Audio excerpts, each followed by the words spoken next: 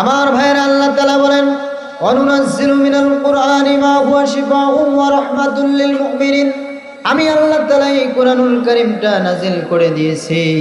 ও বান্দা, তোমার জীবনের সমস্ত সমস্যার সমাধান দিয়ে আমি আল্লাহ এই কোরআনটা আমি নাজিল করেছি। জোরে বলেন সুবহানাল্লাহ। আমার ভাইয়েরা, এই কোরআনটা কেমন দামি, এই কিতাবটা কেমন দামি, আসুন আল্লাহ তাআলা কোরআনুল কারীমের মধ্যে কত সুন্দর করে আরেক জায়গায় বলেন। আল্লাহ তাআলা বলেন, বান্দারে, ওয়ালাউ আনজালনা হাযাল কুরআনা আলা জাবালিন লারাআইতাহু খাশিআম মুতাসাদ্দিআম মিন খাশিয়াতিল্লাহ। বলেন আল্লাহু আকবার। আল্লাহ রাব্বুল আলামিন বলেন, লাউ মানে যদি, আনজালনা মানে নাজিল করতাম। আল্লাহ রাব্বুল আলামিন বলেন, বান্দারে, আমি যদি এই কোরআনটা নাজিল করতাম আলা জাবালিল, পাহাড়ের উপর। আল্লাহ বলেন, বান্দারে, এই কোরআনটা যদি আমি নাজিল করতাম, কোরআনটা আমি যদি পাহাড়ের উপর নাজিল করতাম, কোরআনের ভারে, কোরআনের ওজনে পাহাড়টা দুমড়ে মুচড়ে চুরমার হয়ে যেত, তাহলে কোরআনের ভার আছে না নাই? জোরে বলেন, আছে না নাই? সেই কোরআনটা আল্লাহ তাআলা পাহাড়ের উপর নাজিল না করে নাজিল করলেন কার উপর? বিশ্ব নবীজির উপর। কার উপর কোরআন নাজিল হয়েছে? কার উপর? নবীজির উপর। গোটা 23 বছরে আল্লাহ তাআলা এই কোরআনটা নাজিল করলেন। আমার ভাইরা, কোরআন নাজিলের পূর্বের অবস্থা কেমন ছিল আর কোরআন নাজিলের পরের অবস্থা কেমন, একটু টাচ দিয়ে যেতে চাই, যদি আপনাদের অনুমতি পাই। অনুমতি কি দিবেন ভাই? হুয়া শিফাউন ওয়া রাহমাতুল লিল মুমিনিন।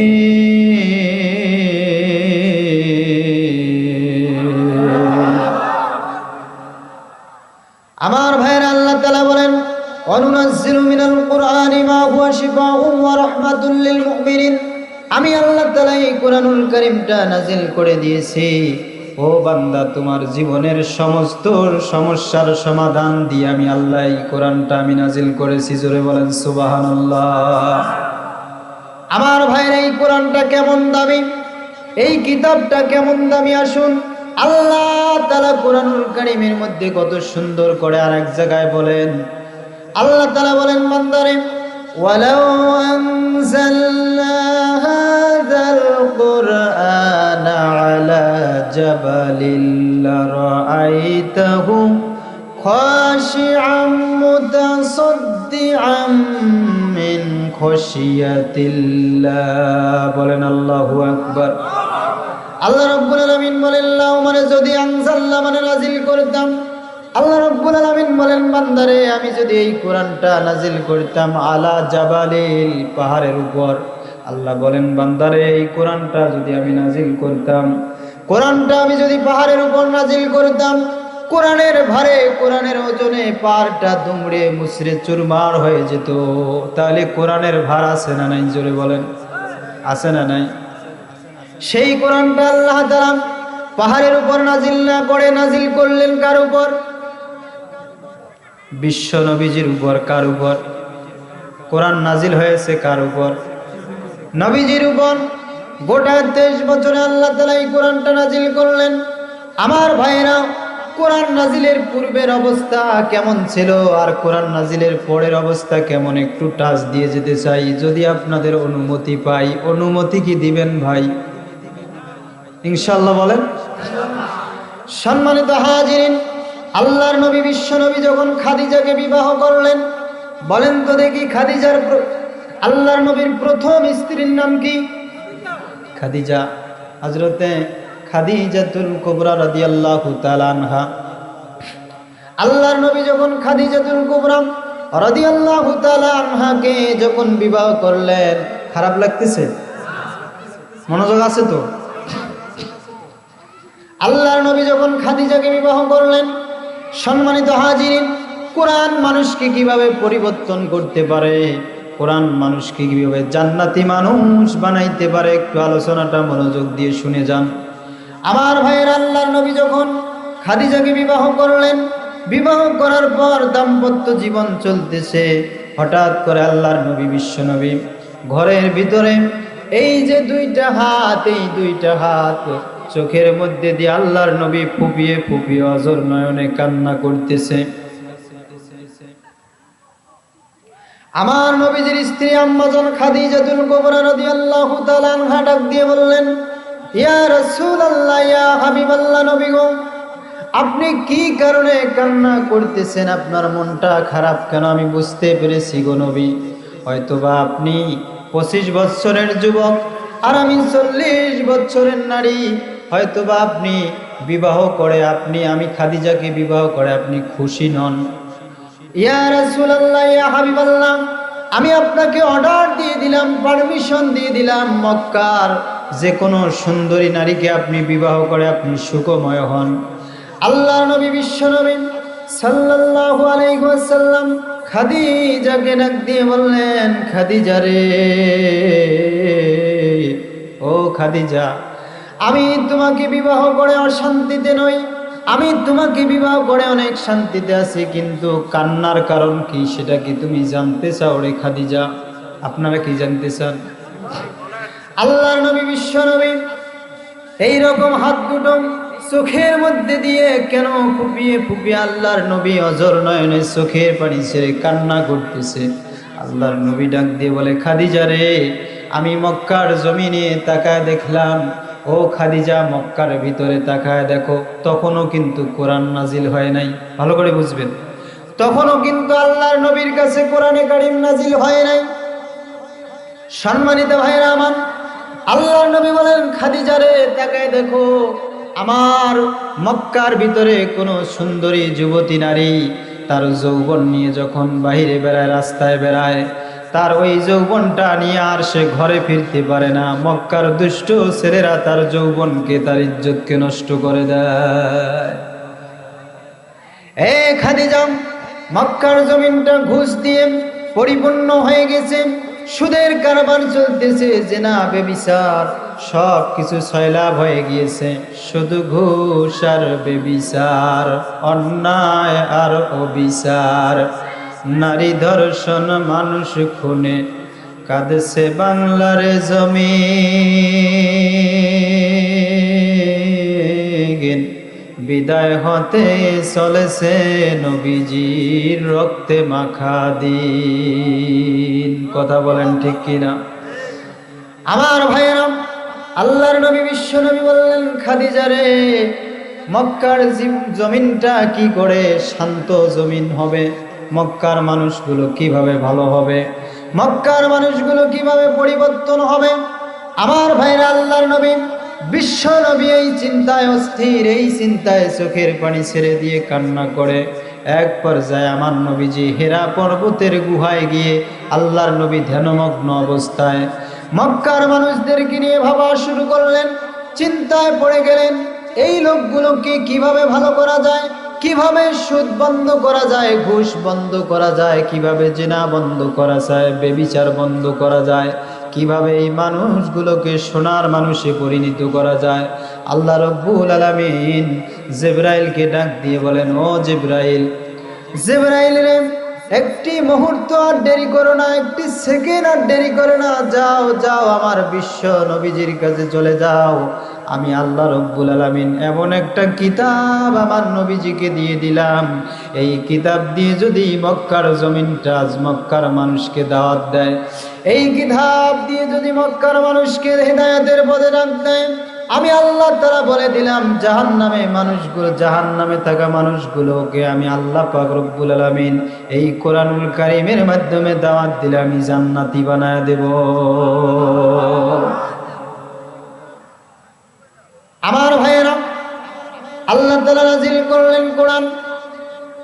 সম্মানিত হাজিরিন, আল্লাহ রাব্বুল আলামিন কোরআনুল কারীমে বলেন, কিতাবুন আনজালনাহু ইলাইকা লিতুখরিজান নাসা মিনাজ যুলুমাতি ইলান নূর। বলেন আল্লাহু আকবার।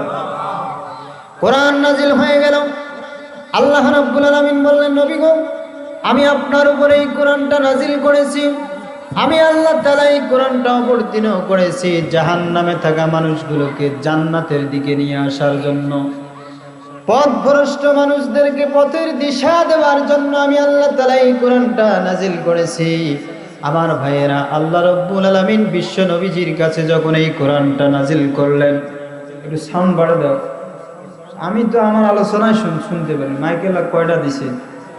আল্লাহ রাব্বুল আলামিন যখন এই কোরআনটা নাজিল করলেন, বিশ্ব নবী সাল্লাল্লাহু আলাইহি ওয়াসাল্লাম কোরআন দিয়ে, সম্মানিত হাজিরিন, আল্লাহর নবী নবুয়তি পেয়েছিলেন 40 বছর বয়সে। জোরে বলেন কয় বছর?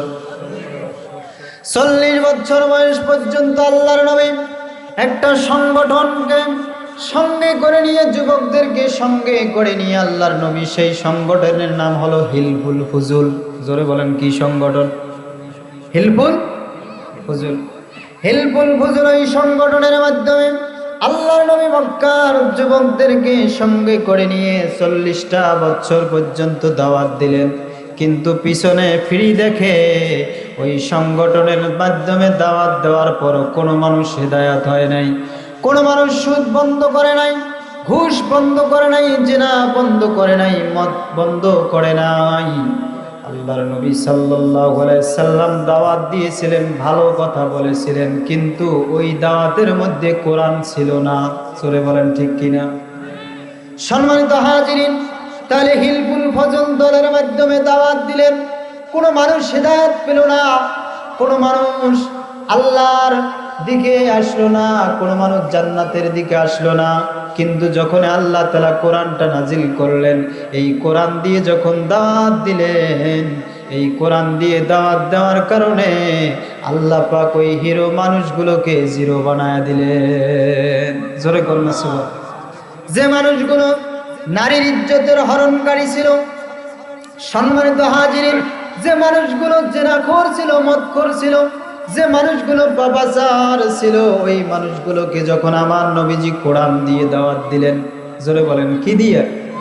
কোরআন দিয়ে যখন দাওয়াত দিলেন, কোরআন দিয়ে দাওয়াত দেওয়ার কারণে ওই মানুষগুলো কোরআনের কাছে যখন আত্মসমর্পণ করলো, আল্লাহ রাব্বুল আলামিন কোরআনুল কারীমে কি সুন্দর করে বলেন, ফামান তাবিয়া হুদায়া ফালা খাউফুন আলাইহিম ওয়ালা হুম ইয়াহজানুন।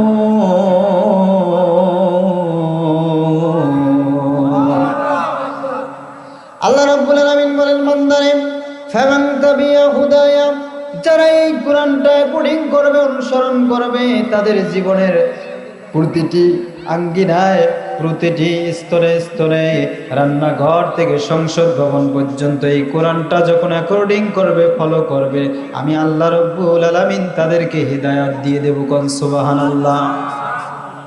খারাপ লাগতেছে? চলবে ইনশাআল্লাহ।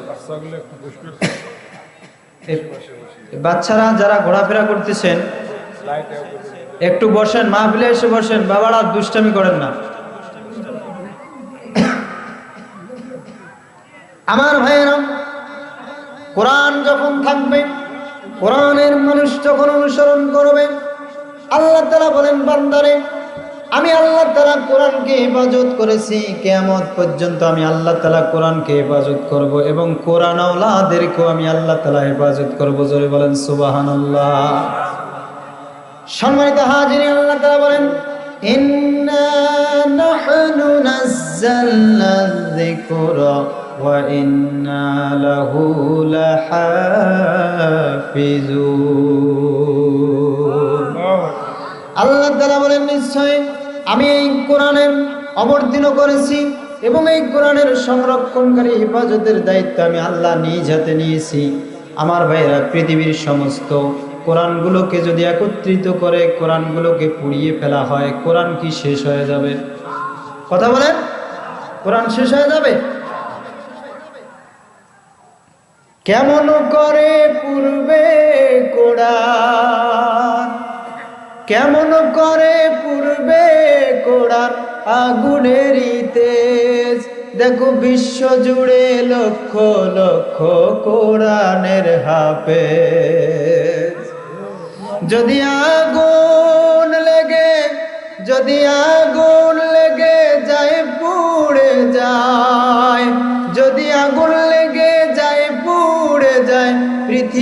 সব বইয়ের দোকান, তবে বিশ্ব থেকে হারাবে না পবিত্র কোরআন। ঠিক কিনা বলেন? তবে বিশ্ব থেকে হারাবে না পবিত্র কোরআন। কি করে পড়বে কোরআন, কি করে পড়বে কোরআন আগুনের দেশ। দেখো বিশ্ব জুড়ে লক্ষ লক্ষ কোরআনের হাফেজ। সম্মানিত হাজির, আল্লাহ তাআলা বললেন, বান্দারে কোরআনকে আমি আল্লাহ তাআলা হেফাজত করব। এই হেফাজতের দায়িত্ব আমি আল্লাহ তাআলা নিজেই নিয়েছি রে বান্দা। আমার ভাইয়েরা, যখন কোরআন রাষ্ট্রে, যখন কোরআন পৌঁছবে, কোরআন যখন রাষ্ট্রে চলে যাবে, যখন ওই রাষ্ট্রের প্রধানমন্ত্রী, প্রাইম মিনিস্টার যখন ইসলামিক নেতা হবে, কোরআন আওলা নেতা হবে, তাহলে তখন জনগণগুলো কেমন হবে? আমার ভাইয়েরা, সরকার যদি চোর হয় তো জনগণও চোর। কথা বলেন ঠিক কিনা? সরকার ভালো তো জনগণও ভালো। কথা বলেন ঠিক কিনা? আমি হযরত উমর, আমিরুল মুমিনিন হযরত উমর রাদিয়াল্লাহু তাআলা আনহুর একটু ঘটনা আমি বলবো কোরআন বোঝানোর জন্য। আসলে কোরআন মানলে মানুষ জান্নাতি হয়, কোরআন মানলে মানুষের জীবনের পরিবর্তন হয়। এই প্রেক্ষাপটে আমি একটি ঘটনা বলবো। সম্মানিত হাজিরিন, আপনারা আখিরি মুনাজাত পর্যন্ত থাকবেন তো ইনশাআল্লাহ? কারা কারা থাকবেন না হাত তোলেন।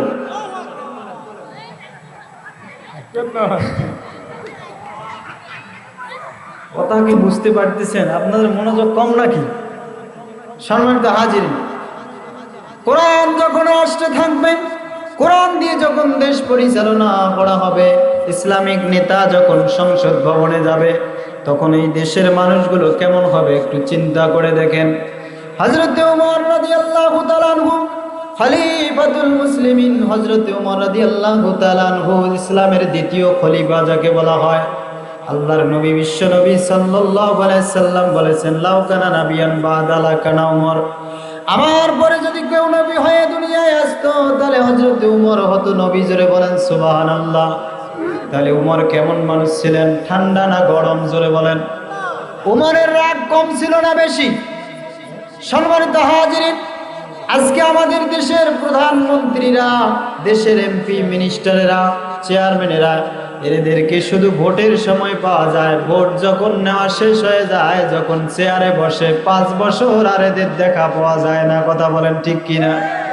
5 বছর আর এদেরকে দেখা পাওয়া যায় না।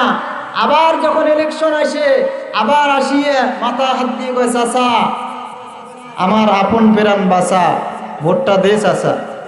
5টি বছর চলে গেছে, আর কোনো খোঁজ খবর নাই। এমপি ওই ঢাকার যা বাড়ি থাকে, আর দেখা যায় না। সম্মানিত হাজিরিন, স্বাধীনতার বয়স এখন 55তে পা দিয়েছি, নেতারা তো সবই পেল, আমরা বলো কি পেয়েছি?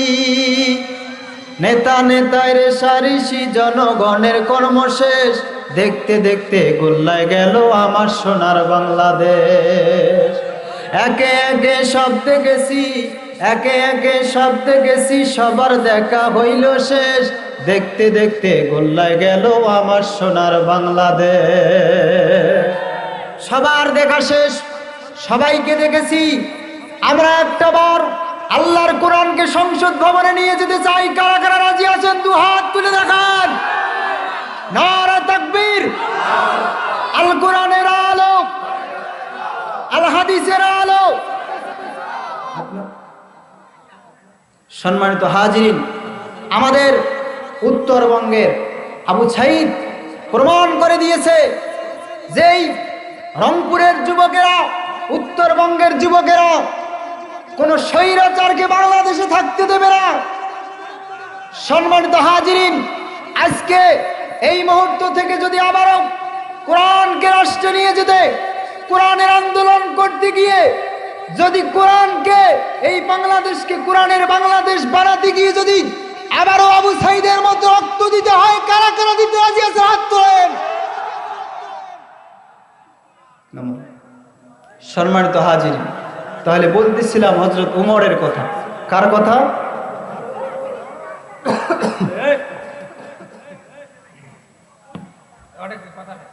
হযরত ওমর রাদিয়াল্লাহু তাআলা আনহু একদিন গভীর রাত্রিতে প্রজাদের খোঁজ নেওয়ার জন্য, জনগণের খোঁজ নেওয়ার জন্য হযরত ওমর রাদিয়াল্লাহু তাআলা আনহু গ্রাম ছেড়ে, শহর ছেড়ে মরুভূমির এক প্রান্তে চলে গেলেন।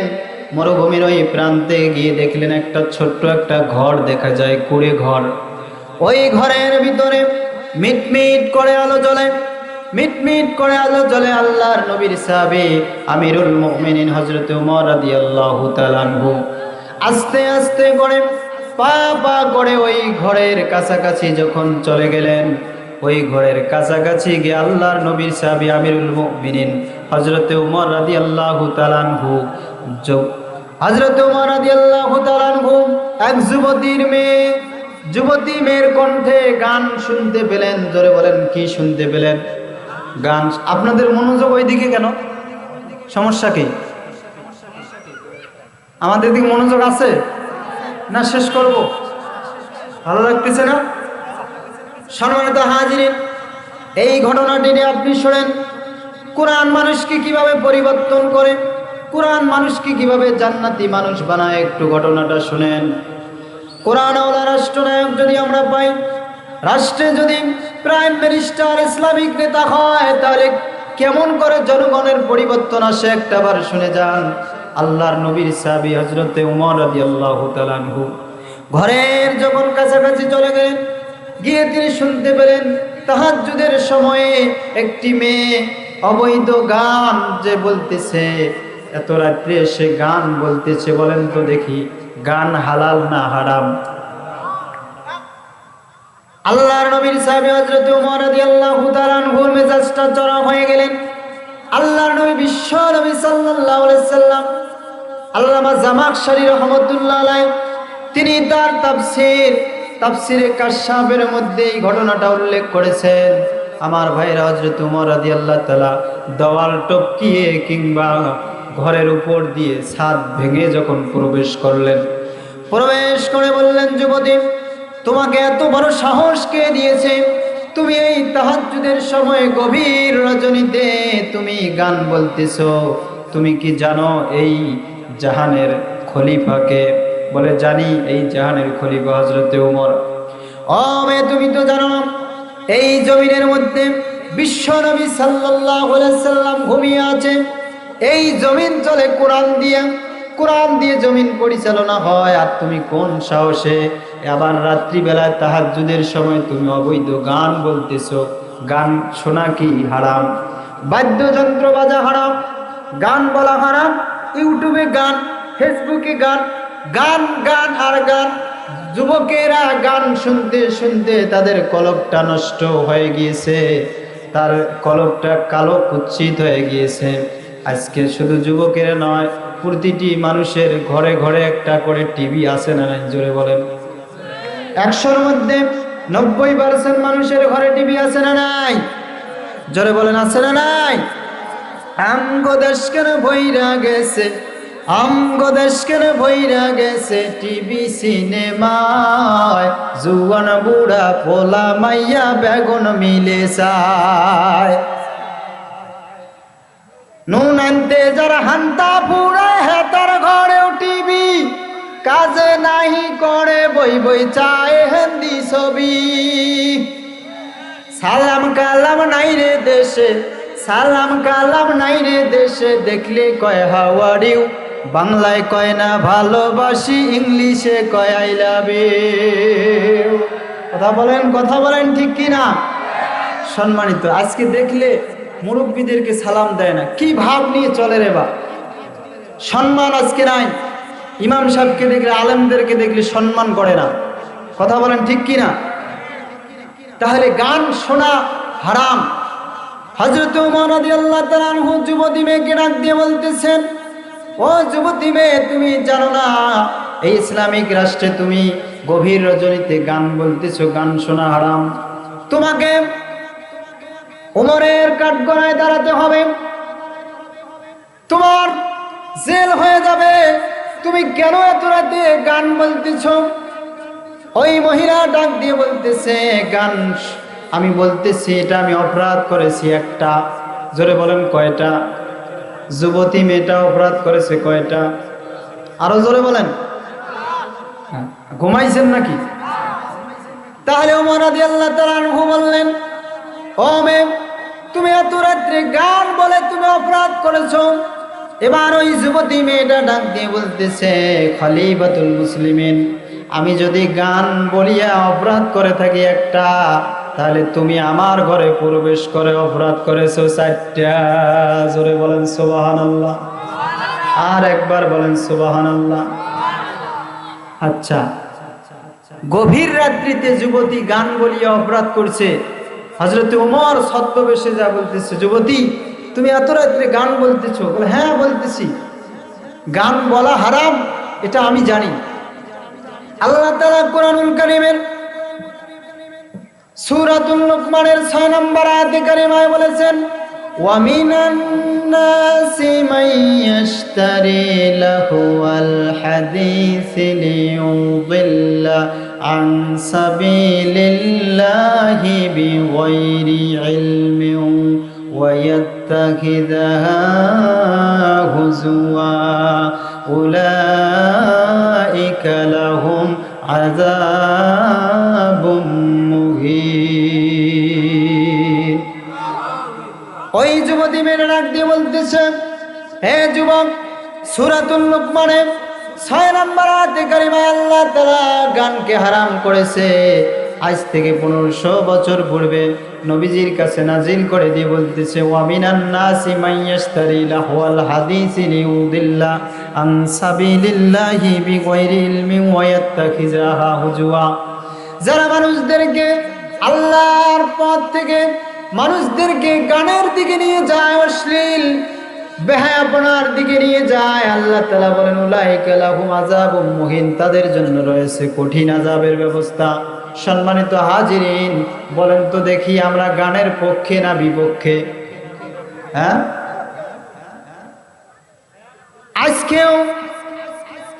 আজকেও আমাদের যুবক ভাইরা গান শুনতে শুনতে ঘুমিয়ে যায়। আমার ভাইয়েরা, খুব অল্প সময়ের মধ্যে আমি শেষ করে দেব। যুবতী মেয়েটা অপরাধ করেছে কয়টা? কিন্তু ওই যুবতী ডাক দিয়ে বলতেছে, ও খলিফাতুল মুসলিমিন, আমি যদি গভীর রাত্রে গান বলিয়ে অপরাধ করে থাকি একটা, আপনি আমার ঘরে প্রবেশ করে অপরাধ করেছেন 4টে। কয়টা? উমর তো আরো কিরে, এত রাত্রে গান বলিয়ে, অশ্লীল গান বলিয়ে আবার আমাকে বলতেছে আমি নাকি 4টে অপরাধ করেছি। জোরে বলেন কয়টা? 4টে। এবার হযরত ওমর ডাক দিয়ে বলতেছেন, যুবতী মেয়ে, আচ্ছা আমি কি অপরাধ করেছি? এবার ওই মেয়েটা কোরআন থেকে তার জবাব দিচ্ছেন। হযরত ওমর কি কি অপরাধ করেছে? কোরআনের একটা আয়াতকে লঙ্ঘন করেছে ওই মেয়েটা, কিন্তু কোরআনের 4টে আয়াত লঙ্ঘন করেছে ওই মেয়ের ঘরে প্রবেশ করিয়া ওমর। শুনতেছেন আপনারা কারা কারা? হাত তোলেন দেখি। লিল্লাহি তাকবীর, নারায়ে তাকবীর। তাহলে উমর কি কি ভুল করলেন শুনতে চাচ্ছেন ইনশাআল্লাহ। সম্মানিত হাজির, এবার মনোযোগ দেন। হযরত উমর গভীর রাত্রে মহিলার ঘরে প্রবেশ করে কি কি অপরাধ করেছে। এবার ওই মেয়েটা ডাক দিয়ে বললেন, ও যুবক শোনো, সূরা আল্লাহ পাক সূরা আন-নূরের আল্লাহ তাআলা বলেন, ইয়া আইয়ুহাল্লাযীনা আমানু লা তাদখুলু বুয়ুতান গায়রা বুয়ুতিকুম হাত্তা তাস্তানিসু ওয়া তুসাল্লিমু আলা আহলিহা। আল্লাহু আকবার। ও যুবক, তুমি আমার ঘরের ভিতরে রাত্রিবেলায় প্রবেশ করেছো। আল্লাহ তাআলা বলেন, ইয়া আইয়ুহাল্লাযীনা আমানু, হে ঈমানদারগণ, লা তাদখুলু বুয়ুতান গায়রা বুয়ুতিকুম হাত্তা তাস্তানিসু, তোমরা যদি কারো ঘরের মধ্যে প্রবেশ করতে চাও, হাত্তা তাস্তানিসু, যতক্ষণ তোমাদেরকে অনুমতি না দেয় ততক্ষণ পর্যন্ত কারো ঘরে প্রবেশ করা যাবে না। ভোটের সময় তো অনুমতি লাগে না, কথা বলেন ঠিক কি না? অনুমতি লাগে? রাত 3টায় জনগণের ঘরে প্রবেশ করে তারা, যাদের চরিত্র ভালো নয়। কথা বলেন ঠিক কি না? সম্মানিত হাজিরিন, আপনি যদি চরিত্রবান নেতা হন, আপনার চরিত্র যদি ভালো হয়, আপনার স্বভাব যদি ভালো হয়, মানুষ আপনাকে এমনিতেই ভোট দিবে। কথা বলেন ঠিক কি না? রাত 3টা 2টায় মানুষের ঘরে প্রবেশ করা নিষেধ। আল্লাহ তাআলা নিজেই বলেছেন, ইয়া আইয়ুহাল্লাযীনা আমানু লা তাদখুলু বুয়ুতান গায়রা বুয়ুতিকুম হাত্তা তাস্তানিসু। যতক্ষণ ওই বাড়িওয়ালা আপনাকে অনুমতি না দেয়, ততক্ষণ আপনাকে গেটের বাইরে দাঁড়িয়ে থাকতে হবে। কার কথা? জোরে বলেন, কার কথা? সম্মানিত হাজিরিন, ওমর রাদিয়াল্লাহু তাআলা আনহু তরবারি ছিল, উন্মুক্ত তরবারিটা কুশাবদ্ধ করলেন, কণ্ঠটা একটু নিচু করে বললেন, বোন কথা তো ঠিকই, আমি তো অনুমতি নেই নাই। কথা ঠিক না বেঠিক? উমর কি অনুমতি নিছে? না, এটা 1 নাম্বার। হযরত উমর ডাক দিয়ে বললেন, ও বোন বলো তো আমার 2য় নাম্বার কি ভুল করেছি, আমি কোরআনের কি আয়াত লঙ্ঘন করেছি? ওই যুবতী মেয়েটা ডাক দিয়ে বললেন, ও যুবক, তুমি সূরা আল বাকারার 2 নাম্বার আয়াতে কারিমার বিধানকে লঙ্ঘন করেছো। বলে, কি বিধান লঙ্ঘন করেছি? আল্লাহ রাব্বুল আলামিন কোরআনুল কারীমের মধ্যে বলেন, ওয়ালাইসাল বিররু বিআন তা'তুল বুয়ুতা মিন যুহুরিহা ওয়ালাকিন্নাল বিররা মানিত্তাকা ওয়া'তুল বুয়ুতা মিন আবওয়াবিহা ওয়াত্তাকুল্লাহা লাআল্লাকুম তুফলিহুন।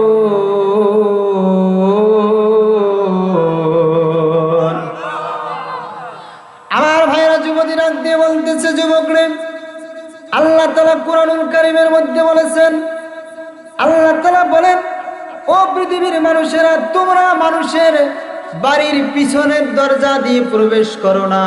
কোন দরজা দিয়ে? পিছনের দরজা দিয়ে, দেওয়াল টপকায়া তোমরা কারো বাড়িতে প্রবেশ করো না। আল্লাহ তাআলা বলেন, ও পৃথিবীর মানুষেরা, ওয়ালাকিন্নাল বিররা মানিত্তাকা ওয়াতুল বুয়ুতা মিন আবওয়াবিহা, সদর দরজা দিয়ে, মেইন গেট দিয়ে মানুষের বাড়িতে প্রবেশ করো। ও যুবক, তুমি তো রাত্রিবেলায় গভীর রজনীতে তুমি আমার বাড়িতে, আমার ঘরে প্রবেশ করেছো। যুবক, তুমি তো মেইন দরজা দিয়ে প্রবেশ করো নাই, তুমি পিছনের দরজা দিয়ে দেওয়াল টপকায় আমার ঘরে প্রবেশ করেছো। বলো তো যুবক, তুমি এই কোরআনুল কারীমের এই আয়াতে কারিমার বিধান লঙ্ঘন করেছো কিনা? হযরত ওমর বললেন, মনে এটাও তো ঠিক, আসলে তো আমি বাড়ির মেইন দরজা দিয়ে প্রবেশ করি নাই। করছে? করেন। তাহলে ভুল হলো কয়টা? জোরে বলেন, আরো জোরে। জোর হলো না? একটু ট্রেনিং দিয়ে নেন, সামনে তো আসতেছে ইলেকশন। সম্মানিত হাজিরিন, এবার বলল, বোনেরে, আমার 3য় নাম্বার ভুল কি? 3য় নাম্বার ভুল কি? আল্লাহ পাকের কোরআন থেকে ওই যুবতী মেয়েটা জবাব দিয়ে দিলেন, আপনার 3য় নাম্বার ভুল কি? আল্লাহ তাআলা কোরআনে বলেন, ফাইজা দাখালতুম বুয়ুতান ফাসাল্লিমু আলা আনফুসিকুম তাহিয়াতাম মিন ইনদিল্লাহি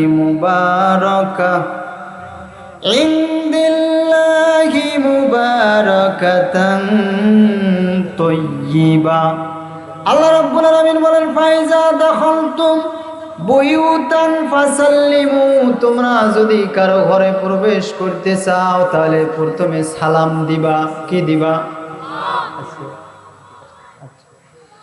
তোমরা যদি কারো ঘরে প্রবেশ করতে চাও তাহলে সালাম দিবা। কি দিবা? সালাম দিতে হবে। বলেন তো দেখি, হযরত ওমর কি সালাম দিয়ে ঘরে প্রবেশ করেছে? করেছে? আজকে আমাদের সমাজে সালাম নেই। শোনেন, স্বামী তার স্ত্রীর ঘরে প্রবেশ করবে, আল্লাহ রাসূল বলেছেন স্বামী তার স্ত্রীর ঘরে প্রবেশ করবে সেখানে অনুমতি নিয়ে সালাম দিয়ে প্রবেশ করতে হবে। সন্তান তার মায়ের ঘরে প্রবেশ করবে সালাম দিয়ে, অনুমতি না দেওয়া পর্যন্ত প্রবেশ করতে পারবে না। বোনের ঘরে প্রবেশ করবে অনুমতি নিয়ে প্রবেশ করবে, সালাম দিয়ে প্রবেশ করতে হবে। সম্মানিত হাজিরিন, আল্লাহর নবী বিশ্ব নবী জনাবে রাসূলুল্লাহ সাল্লাল্লাহু আলাইহি সাল্লাম কোন সন্তান যদি মা বাবার চেহারার দিকে তাকিয়ে হাসি মুখে একটা সালাম দেয়, আল্লাহ তাআলার সাথে সাথে তার আমলনামায় একটা কবুল হজের সওয়াব দিয়ে দেয়। সন্তান যদি মা বাবার চেহারার দিকে তাকিয়ে হাসি মুখে একটা সালাম দেয়, আল্লাহ সাথে সাথে একটা কবুল হজের সওয়াব দিয়ে দিবেন। কোন সুবহানাল্লাহ। সম্মানিত হাজির, আজকে মা বাবাকে তো সালাম দেওয়া তো দূরের কথা, মা বাবার সাথে সন্তানের ভালো সম্পর্কই নাই। কথা বলেন ঠিক কিনা? সম্মানিত হাজির, আপনি যত তাহাজ্জুদ পড়েন, ওমরা করেন, আপনি যত রাজনৈতিক ইসলামিক দল করেন না কেন, আপনার যদি মা বাবার সাথে সম্পর্ক ভালো না থাকে তাহলে কোনো আমল আল্লাহর কাছে গ্রহণযোগ্যতা হবে না। কথা বলেন ঠিক কিনা? সালামের প্রশিক্ষণ দিতে হবে। সালাম মানে কি? জোরে বলেন। শান্তি। আমি মনে হয় আজও ফিনিশিং করে দেব। তাহলে সম্মানিত হাজিরিন, সালাম মানে শান্তি। ইসলাম মানে কি? জোরে বলেন। আল্লাহর নাম ৯৯টার মধ্যে একটা সালাম আছে না নাই? তার মানে আল্লাহর নামও শান্তি, ঠিক না ভাই? ঠিক। তারপরে সালাম মানে শান্তি, ইসলাম মানে শান্তি। কিন্তু আমরা কি শান্তিতে আছি? জোরে বলেন, আছি শান্তি? শান্তি নাই। আমার ভাইরা, হলোটা কি? শান্তি কেন আমাদের বাংলাদেশে নাই? শান্তি কেন পরিবারে নাই? শান্তি কেন ব্যক্তিগতভাবে পাইতেছি না? আমার ভাই একটু মনোযোগ দেন। আমার ভাইয়েরা, এক দোকানদার, তার কর্মচারীর নাম হলো ইসলাম। জোরে বলেন কি নাম? আরেকবার, ইসলাম। দোকানদারের কর্মচারীর নাম কি? আর ওই দোকানদারের একটা মেয়ে আছে, তার নাম হলো শান্তি। কি নাম? শান্তি। এবার ওই কর্মচারী বহুদিন যাবৎ ওই মালিকের বাড়িতে চাকরি করে, দোকানে যায়, ব্যবসা বাণিজ্য করে, ভালো ঠিকভাবে চলতেছে। হঠাৎ করে মালিক দেখতে পায় আমার বাড়িতে থাকে, আমার বাড়িতে ঘুমায়, আমার ভাত খেয়ে আমার মেয়ের সাথে অবৈধ সম্পর্ক, অবৈধ রিলেশন করে। এবার মালিক কর্মচারী অর্থাৎ ইসলামকে ডাক দিয়ে বলতেছে, ইসলাম, তুমি আগামীকাল থেকে আমার বাড়িতে আর আসবে না, আমার চাকরি করার লাগবে না, তুমি আমার বাড়িতে থাকো, আমার বাড়িতে ঘুমাও, আমার লবণ ভাত খেয়ে তুমি আমার মেয়ের সাথে অবৈধ সম্পর্ক। এবার চাকরি থেকে নট অ্যালাউ করেছে।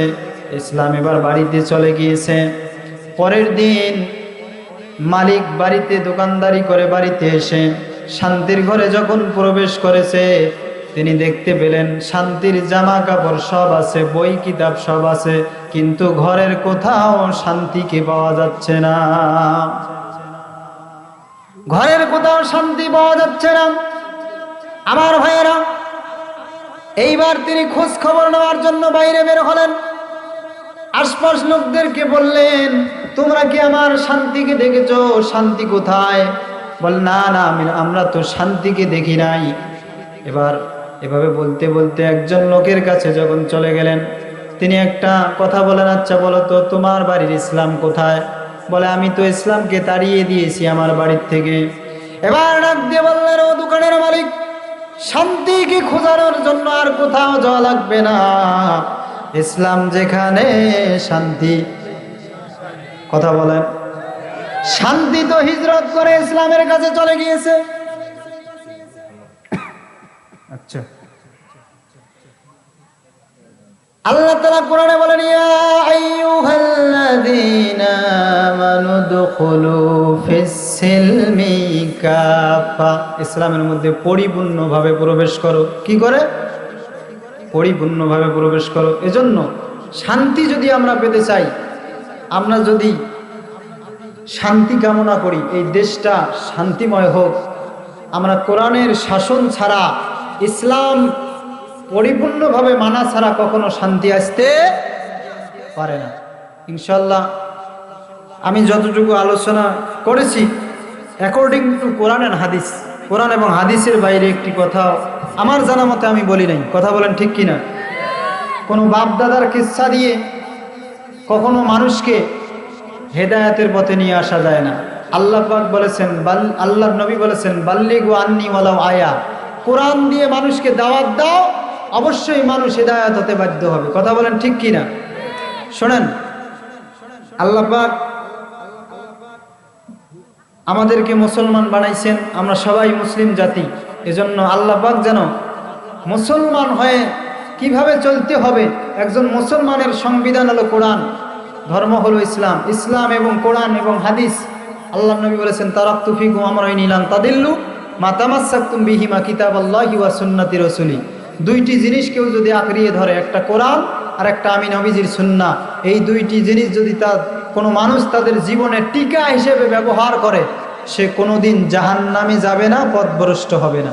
আল্লাহ পাক সকলকে আমল করে, আমি যতটুকু আলোচনা করেছি, আমাকে এবং আপনাদেরকে আমল করে জান্নাতি মানুষ হওয়ার তৌফিক দান করুক। বলেন আমিন। সকলে বলেন আমিন। ওয়া আখির দাওয়ানা আনিল হামদুলিল্লাহি রাব্বিল আলামিন। আসসালামু আলাইকুম ওয়া রাহমাতুল্লাহি ওয়া বারাকাতুহু।